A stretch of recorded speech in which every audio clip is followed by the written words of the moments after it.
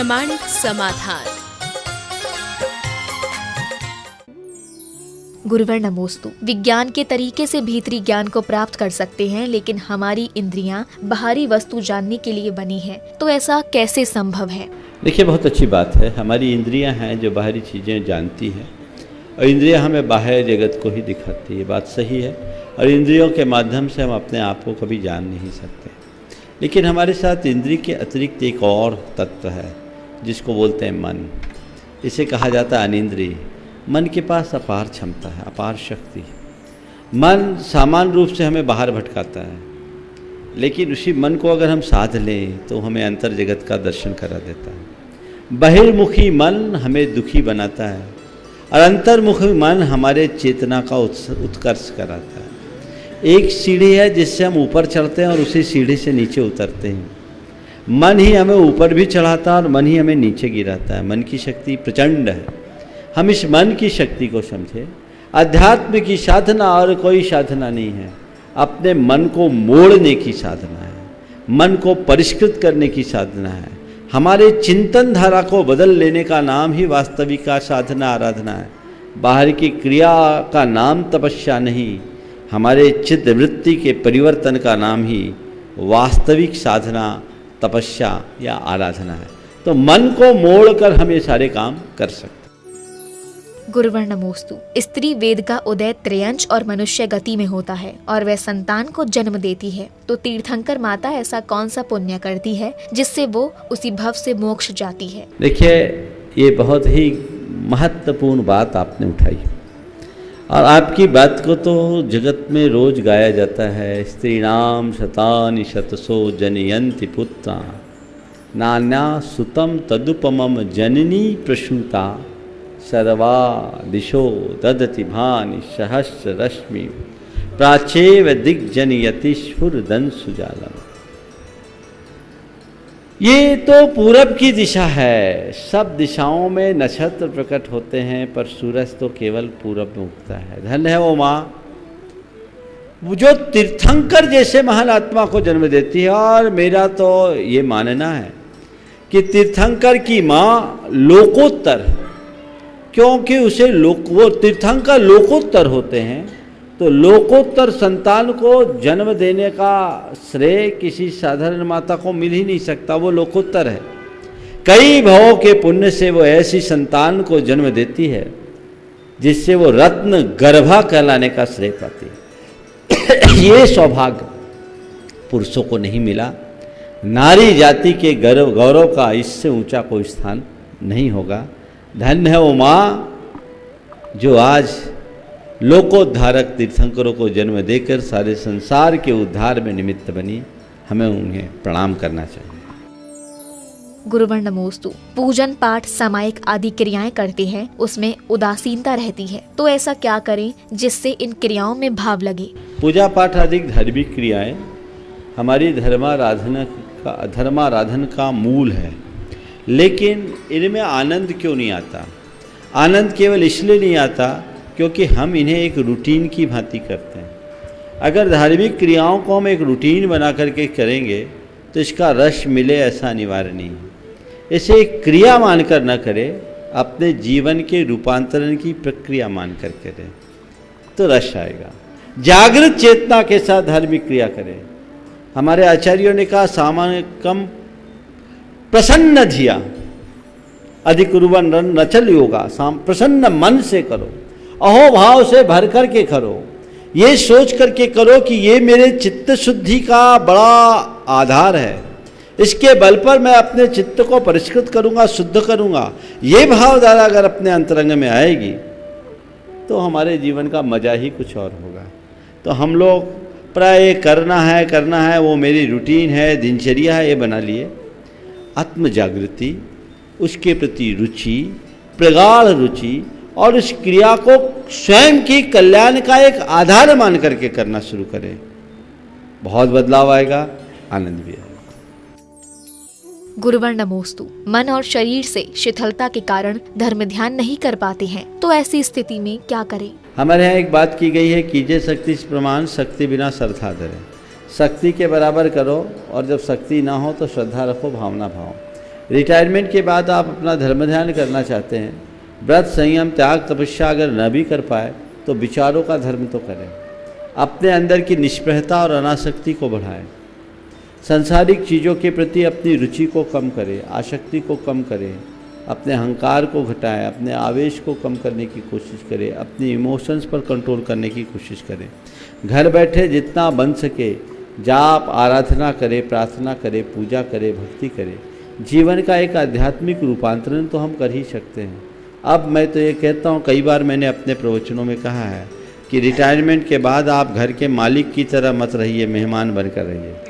हालांकि ये आपके लिए, घर वालों के लिए नहीं, उल्टा होता आजकल, घर वाले उनको मेहमान मान लेते और ये मालिक बनना चाहते हैं, तो और लगड़ा होता। नहीं, मेहमान की भांति रहिए और घर के मार्गदर्शक मत बनिए, मार्गदर्शक बनिए, मार्ग निर्णायक मत बनिए। सबके बीच रहते हुए भी अपने में रमने का अभ्यास कीजिए, जितना बने स्वाध्याय, सत्संग और अपनी शक्ति के अनुरूप संयम साधना करिए, यही एक रास्ता है। गुरुवर नमोस्तु।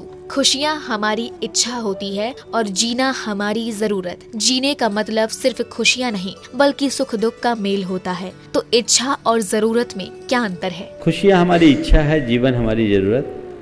हम इच्छाओं के पीछे अपनी ज़रूरतों की बलि चढ़ा देते हैं, जीवन को भूल जाते हैं। जबकि हमें ये चीज़ समझना चाहिए कि इच्छा और ज़रूरत में ज़रूरत की मूल्य है और ज़रूरतों को पूरा किया जा सकता है, इच्छाओं को पूरा नहीं किया जा सकता। ये संसार है, जीवन है, जिसमें सुख भी है और दुख भी है। काश हमें समझ में आए कि सुख और दुख या खुशी जिसे हम मानते हैं वो कुछ नहीं है, वो हमारे मन की एक इच्छा है, वो हमारे मन की कल्पना है। जिस व्यक्ति के हृदय में आध्यात्मिक ज्ञान हो जाए वो उसका जीवन सुख दुख से ऊपर परम आनंद में होगा। वो सुख में न ज़्यादा खुश होगा और दुख में ज़्यादा खिन्न भी नहीं होगा।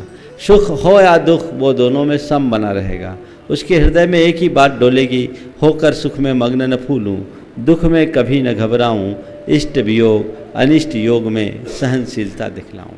ये परिणति एक बहुत ही विशुद्ध परिणति है और ऐसी परिणति से भरा जीव वास्तविक रस लेता है अपने जीवन का। और जब से लोगों की दृष्टि ऐसी खुशी के प्रति है जो जड़ खुशी है, जिसमें खुशी जैसा है नहीं, एक पल खुशी मिलती है और अगले ही पल वही खुशी गम में परिवर्तित हो जाती है और उसके कारण लोगों में स्ट्रेस है, उसी कारण डिप्रेशन है। जीवन के इस रहस्य को समझे, जीवन के मूल तत्व को महत्व दे, इस जड़ खुशी को महत्व न दें। जिसे लोग खुशी मान रहे हैं वो उनके अभिप्राय की खुशी है, वास्तविक उनकी खुशी नहीं है। उनकी वास्तविक खुशी प्रकट होनी चाहिए, तो हम उसे देखें। मैं तो आपको एक उदाहरण देता हूँ। एक आदमी नंगे पांव चल रहा, अपनी मस्ती में चल रहा है, और एक व्यक्ति ब्रांडेड जूता पहना है लेकिन वो जूता उसके पाँव को काट रहा है। कौन खुश है? लेकिन उसके बाद भी लोग ब्रांडेड जूते की तरफ भागते हैं जो काट रहा है। यही खुशी है आज इच्छाओं की। वह केवल अभिप्राय का सुख है, अनुभूति का सुख नहीं।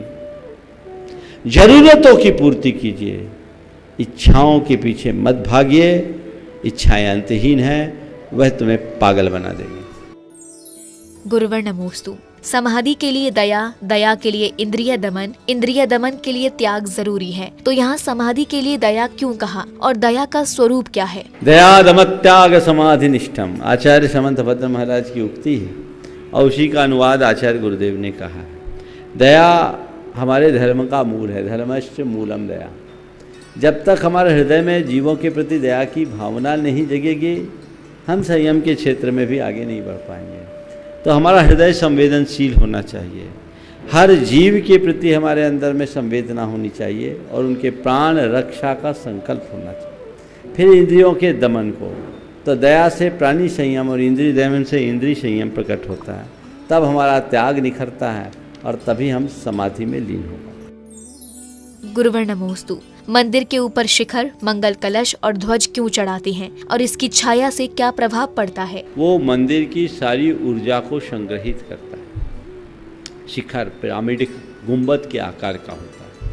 गुंबद के आकार का इसलिए बनाया गया कि वहाँ हम जो भी जाप आराधन करते हैं उससे जो तरंगे उत्पन्न होती है वो उसमें संग्रहित होती है, बाहर नहीं निकल पाती और उससे ऊर्जा बढ़ती है, सकारात्मकता बढ़ती है। आप लोगों की बोलचाल की भाषा में कहूँ तो मंदिर की रिद्धि सिद्धि बढ़ती है। इसलिए कलश मंदिर में शिखर रखते हैं और उसके ऊपर स्वर्ण कलश रखते हैं जो उस ऊर्जा को पूरी तरह से बना के रखे। मंदिर में ध्वज चढ़ाने पर वहाँ की जो सकारात्मक ऊर्जा है वो सर्वत्र फैलती है, दिग दिगंत तक वहाँ की सुख समृद्धि होती है। शास्त्रों में ऐसा बताया गया है जिस मंदिर में ध्वज न हो, कलश न हो, वहाँ के पूजा पाठ का फल निष्फल है। इसलिए हमें मंदिर में ध्वज, कलश और शिखर तीनों निर्मित करना है। गुरुवर नमोस्तु, भगवान के ऊपर 3 छत्र क्यों स्थापित होते हैं और इसका क्या महत्व है? देखिए, भगवान के ऊपर जो छत्र लगाया जाता है ये भगवान का एक प्रातिहार है। प्रातिहार यानी भगवान की महिमा बोधक चिन्ह। अष्ट प्रातिहारियों में छत्र भी एक प्रातिहार है और वो 3 छत्र होते हैं, एक के ऊपर एक, सबसे नीचे बड़ा, फिर छोटा और फिर छोटा। छत्र हमेशा कैसा लगाना? नासिकोत्तारी, नाक है ना ऊपर सकरी, फिर फैलती जाती है, और इतना बड़ा छत्र होना चाहिए जो भगवान के नाक के अग्रभाग से बाहर हो और पूरे सिर के बाहर। भगवान की प्रतिमा इतनी बड़ी और छत्र इतना बड़ा, ये ठीक नहीं। 3 छत्र चढ़ाने की बात है। और एक विशेष बात आपको कहते हैं, एक समय तक मैं भी गलती करता था, छत्र हमेशा श्वेत होना चाहिए। समझ गए? शास्त्रों में जहाँ भी छत्र का वर्णन है, श्वेत छत्र का वर्णन है, सोने के छत्र का कहीं विधान नहीं है। अगर सोना ही लगाना है तो सफ़ेद सोना लगाना। ये मैंने अभी काफ़ी छानबीन की, इसलिए आप सबको बता रहा हूँ। छत्रत्रयम तो विभाति, किसके बोला? शशांक कांत, किसकी तरह? चंद्रमा की तरह, कांति की तरह। सब तरफ जहाँ भी छत्र का वर्णन है वो वैसा ही है। अब प्राय लोग छत्र के साथ छत्र यानी छाया, हम भगवान के ऊपर छत्र लगाएंगे तो हम पर भगवान की छत्र छाया बन जाएगी, ये एक भावना है। ये वस्तुतः भगवान का एक प्रातिहार है। 8 प्रातिहार समान है। एक प्रातिहार विशेष के प्रति झुकाव रखना ये हम सबके मन की परिणति है। लेकिन कोई भी प्रातिहार यदि भगवान के चरणों में अर्पित करते हो तो शास्त्रों के अनुसार उसे नित्य पूजा का प्रतीक माना जाता है और वो साथी से पुण्य के बंध का कारण बनता है। गुरुवर नमोस्तु, भगवान के अर्घ्य में ओम ह्रीम और महाराज के अर्घ्य में ओम हूम बोलते हैं, तो ऐसा क्यों है? देखिए, हर परमेष्ठी के अलग अलग बीजाक्षर हैं, समझ गए? तो अरहंत भगवान के लिए ह्रीम है, सिद्धों के लिए राम है, आचार्यों के लिए रूम है, उपाध्यायों के लिए रोम है और मुनियों के लिए रा है। गुरुवर नमोस्तु, मंदिर में रात्रि को सामूहिक स्वाध्याय होता है, लेकिन उसमें पुरुषों से ज्यादा महिलाओं की संख्या अधिक होती है, तो ऐसा क्यों है? पुरुषों को सबको मोक्ष का लाइसेंस मिला हुआ है। उन लोगों ने तय कर लिया है कि हमें बिना कुछ किए ही सब हो जाएगा, इसलिए वो प्राय धार्मिक कार्यों में पीछे रहते हैं।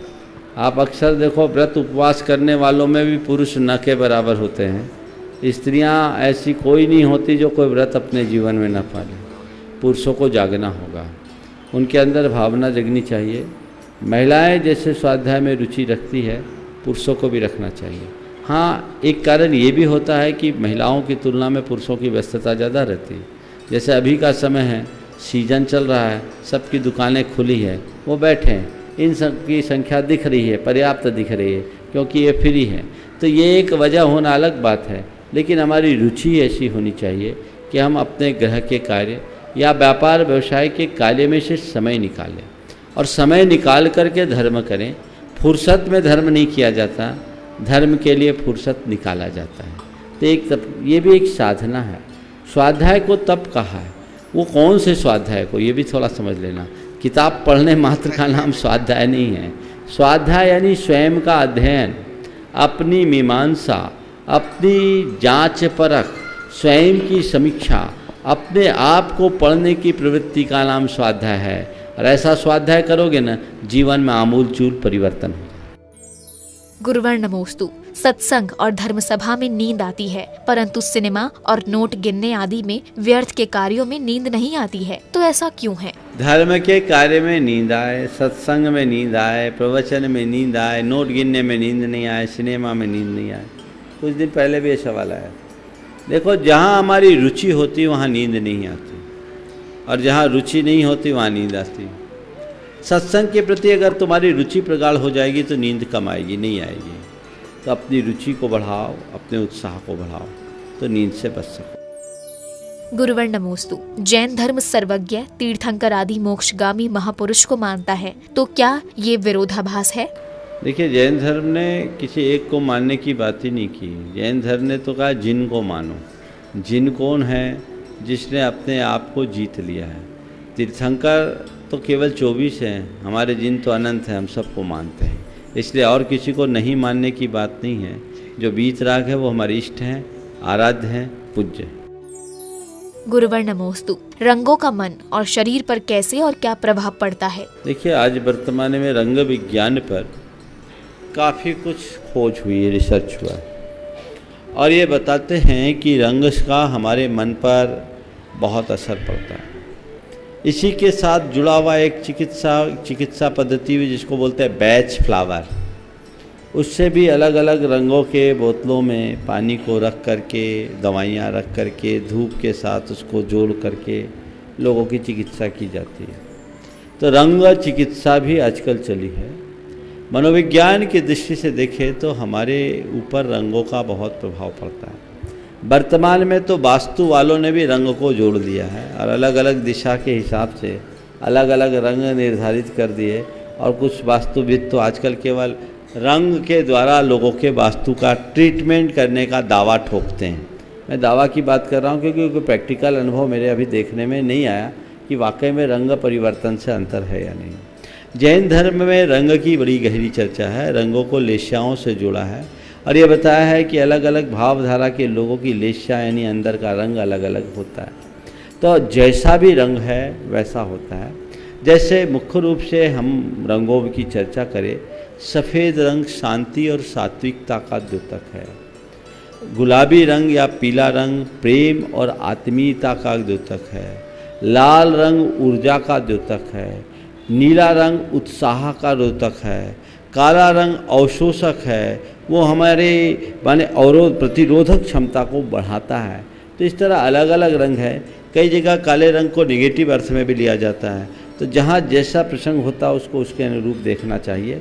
जैन धर्म में पंच परमेष्ठियों के लिए 5 रंग बताए हैं। इनसे आप रंग विज्ञान के बारे में बहुत कुछ जान सकते हो और बाकी अन्य अन्यत्र जहाँ रंग विज्ञान की विस्तृत जानकारी आप उससे प्राप्त कर सकते हैं। जैसे हमारे यहाँ अरहंतों के लिए सफ़ेद रंग, सिद्धों के लिए उगता सूरज का रंग, आचार्यों के लिए पीला रंग, उपाध्यायों के लिए नीला आसमानी रंग और साधुओं के लिए काला रंग बताया है। ये 5 रंग हमारे अंतरंग की शुद्धि में कारण है।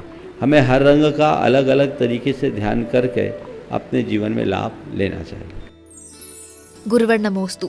बाई करवट सोइए, जल बाई स्वर पीर, दाई स्वर भोजन करें तो सुख पावे जीव। तो बाई करवट सोना और स्वर से क्या तात्पर्य है? देखिए, बाएं करवट सोने की विधान है। बाएं करवट सोने से क्या होता है, हमारे लीवर को सपोर्ट मिलता है। और स्वर एक साधना है, स्वर विज्ञान है।